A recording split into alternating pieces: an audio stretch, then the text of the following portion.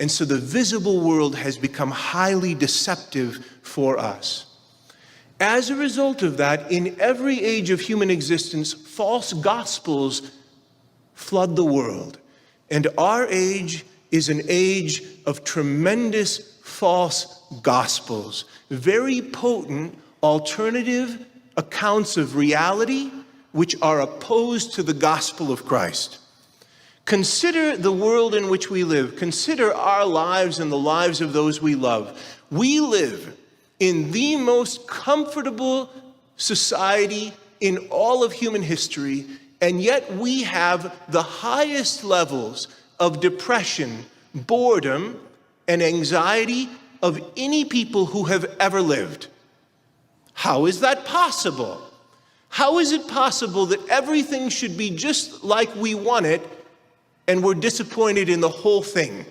How is it possible that technological progress, which was supposed to give us all kinds of solutions to every human ill and suffering and difficulty, has not been able to make us happy? We have been catechized, even we faithful Catholics have been catechized into a scientistic, materialistic mindset. It's our fault, but not all our fault. Another way of saying it's not all our fault, but it's our fault too. That's another way of saying it. We have breathed in from the ambient culture all around us a different way of seeing the world than we have been taught by our faith.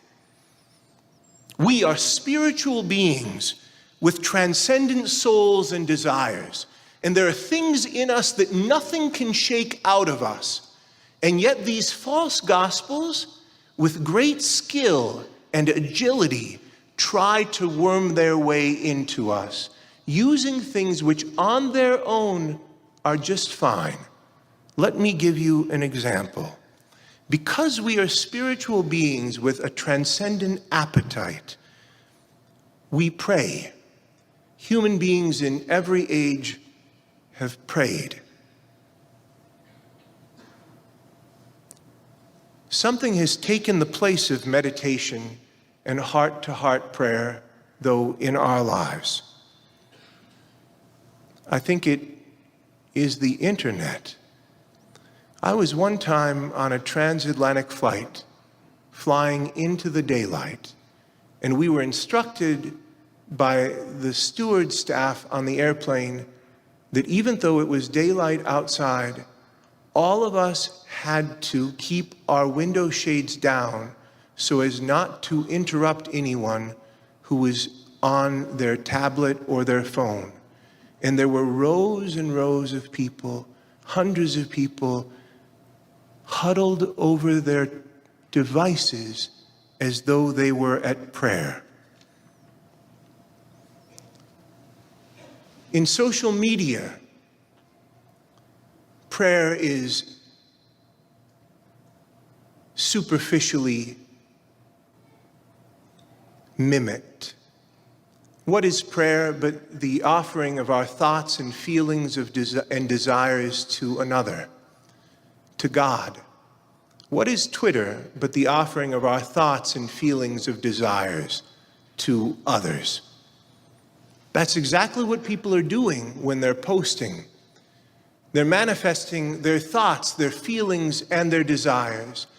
When we act with that kind of open-hearted vulnerability to God, to the Blessed Mother, to the saints, we are received with compassion and love. We experience healing around the woundedness of our hearts. We know consolation and we know encouragement. But when we display that kind of vulnerability and expose ourselves in this way to other fallen human beings, we open ourselves up to tremendous heartbreak and sometimes devastation. Why is it that young people kill themselves because they've been bullied on the internet? It's because the internet and not sacramental practice provides the interior life for human beings living in a technological, postmodern world. It's amazing how our devices root us in a pseudo-prayer fashion, in a pseudo-spiritual fashion, more deeply in the materialistic, scientistic world of our time. We're shopping for teapots on Amazon with all of the energies of our hearts that are meant for prayer and meditation and spiritual renewal. Say goodbye to old costly cable TV.